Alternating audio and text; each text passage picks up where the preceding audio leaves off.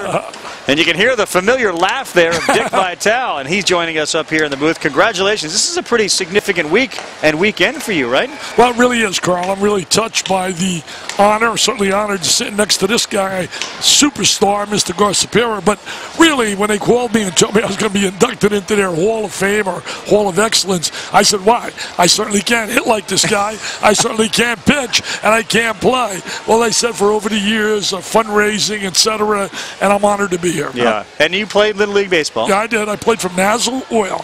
I will never forget the thrill of my first uniform and my first A2000 glove that my parents could afford. Right. But fortunately, the coach of our team owned the sporting goods store, and he worked out a deal with my mother and father to pay him like monthly, and I got that beautiful glove. See, now you got all free gloves. No. You got all free gloves. That's what's funny. We all have those stories about that first glove like that. You remember the model. I mean, I remember when my father bought me an expensive glove when I was 6 years old, and I'll tell you, I never threw it. I always set it down. I took care of that thing all the way till I went to high school, and I had to get a new glove because it was wore out, Dick, and those guys threw too hard. The glove that I got when I was 13 years old is an A2000, and that's the only glove I have and still use it. Everybody loves that A2000. My grandkids use them right now. Oh, wow. Can you believe that? Hey, guys, let me tell you this. I threw some heat. I really did. I had one time, I remember certainly a situation where I pitched. You ready for this? Yeah. Had a perfect game. 2 outs, struck out 15 out of 17. The last guy hits a grounder, swings late, down to first. My uncles are in the crowd. They're upset like crazy because the scorekeeper scored it a hit.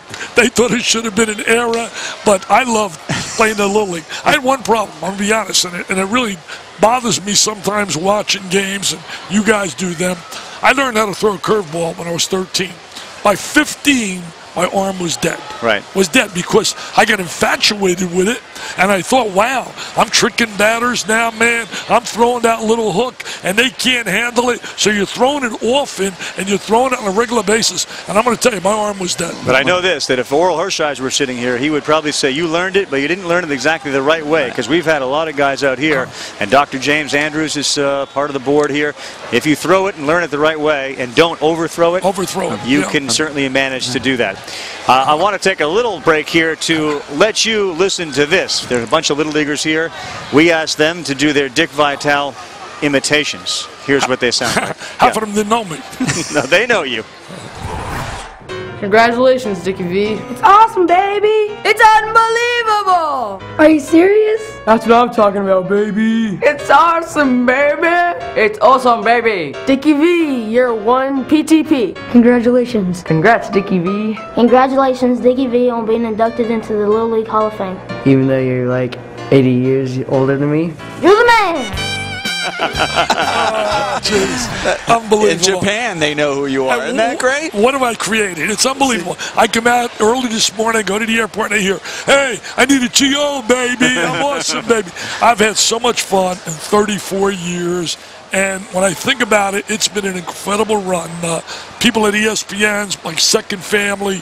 They've treated me like royalty, working with great guys like you and all the people over the years. I've been a blessed guy. I know, and you said, you know, sitting next to Nomar and being blessed like I am to sit next to these people, but can you imagine from that Little League picture to sitting here at the Little League Hall of Excellence, what's happened over these, as somebody joked, 80 years for you? Can you imagine that? It's not that much of a joke. 73 years old, man. It's unbelievable. I used to dream, really. Think about it. I may mention that here. When you're 12 years old of coming here, I've been blown away by the facilities. Yeah. Today I got a chance to meet all the kids in the dining hall and spoke and took pictures, and I had a blast with them all. Look, they're running I can't Hall count. of Yeah. Fames. How many are there total? How many is this one? Wow. I'm a lucky guy. And they're all really special. Even when you think about it, you know, your hometown, where you coached in high school, college, ultimately, obviously, the one in Naismith, and certainly special. But really, it's been a great run, and I really owe it all to ESPN. If they didn't give me an opportunity, hey, man, I got fired. I got fired by the Pistons. I got the Ziggy. Didn't know where I was going to turn in my life, and here comes this network. And the one thing, Carl, and no more, I'll take to my grave, I did the very first game in the history of ESPN of big college basketball, DePaul in Wisconsin. And when Scotty Connell initially called me, you know, I'm down, I get fired. He says, hey, I heard you speak one time, and I'd love you to do our game on ESPN. I said, ESPN? What is ESPN? What is ESPN? Sounds like a disease. I know. Sounds like a disease. and you look today, what a giant the network, you know, has become. It's unbelievable. And to be a little part of that wheel that they've become is really a great, great thrill. You know, we have an interesting story here. Sad story on one hand, inspirational and motivational on another. Last night, there's a team from Indiana, right? And their coach, the father of their pitcher, passed away from colon cancer. What he said to his best friend was, I need you to take this team and try to get him to Williamsport. And he also said, the motto that we want you to share with the children is what Jimmy V said. And obviously we know what your role is with that. But it's the don't give up, don't ever give up.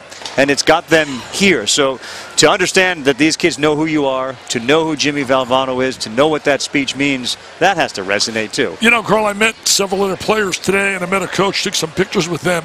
And so I'm familiar with the story you're talking about. And probably right now in my life, there's nothing more that I'm obsessed with than raising dollars. We just had our Dick Vitale Gala, and we had over 70 celebrities with us, all come free of charge. They don't charge. Many give us big donations. I'm talking major stars, from Calipari to Patino to Donovans to Vinny Testaverde to Grudens, all these guys. And the bottom line is we raised in one night, I'm proud to say, $2.1 million for pediatric cancer.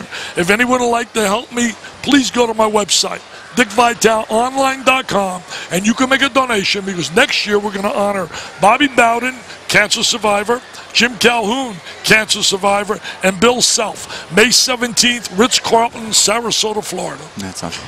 That's awesome. Oftentimes people don't realize that that means more to you than everything you've ever accomplished. No more, very special. That's awesome. Hey, congratulations. Well, thanks a lot, deserved. Carl. Yeah. Really, your enthusiasm is contagious, no matter what league and what Hall of Fame. I appreciate it. Good to have you here. That's Dick Vitale. He'll be again here tonight as they honor him on the field. We'll come back. Chris McKendry will join us. Once again, our final score, Connecticut 12, Nebraska nothing. We're back after this message and a word from our ABC stations.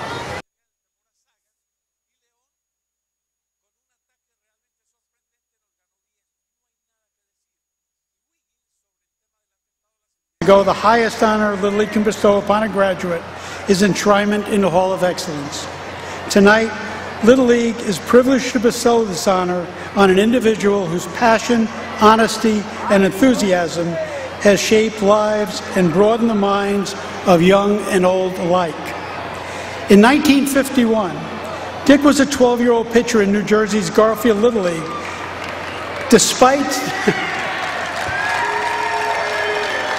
It's here for New Jersey.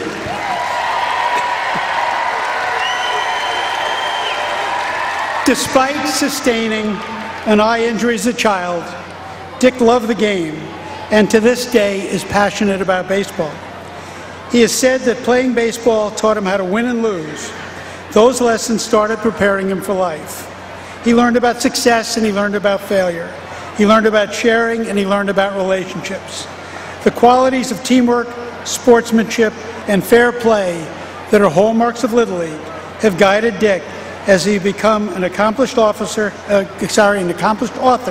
a preeminent public speaker, and a mentor. As a member of the Jimmy V Foundation's Board of Directors, Dick has helped champion the fight against cancer, serving as co-chairman of the annual V Foundation Golf Classic and host of the annual V Foundation Gala.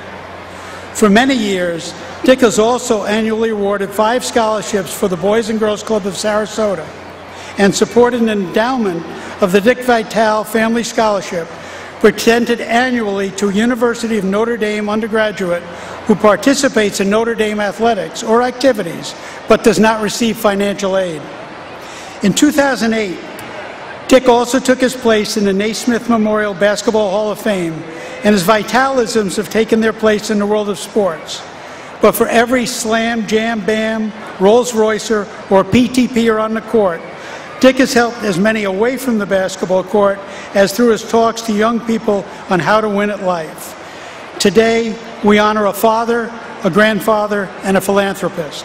On behalf of Little League International Board of Directors, please join me as we enshrine a former colleague of mine, tonight a Little League PTPer himself, Dick Vitale into the Peter McGovern Little League Museum's Hall of Excellence. It's awesome, baby.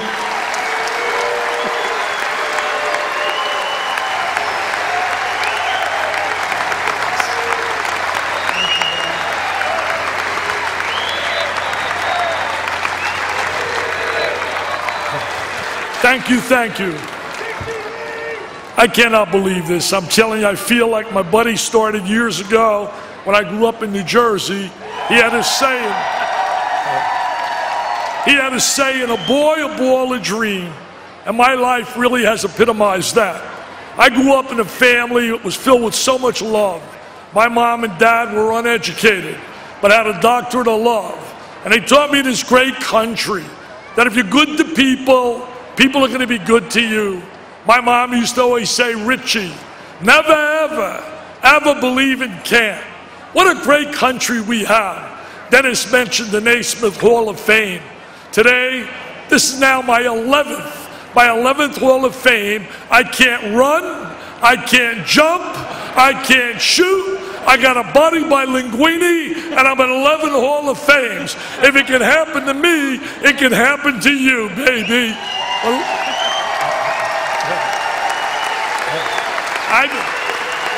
I've been blown away today by the hospitality, the generosity of all the beautiful people here in Williamsport. This is my first trip here, and my grandkids. There is nothing more dear to me in my life than my family. My beautiful bride of 42 years, as the coaches always tell her, Lorraine, you deserve sainthood to live with him for 42 years. I can't thank my family that's all gathered here.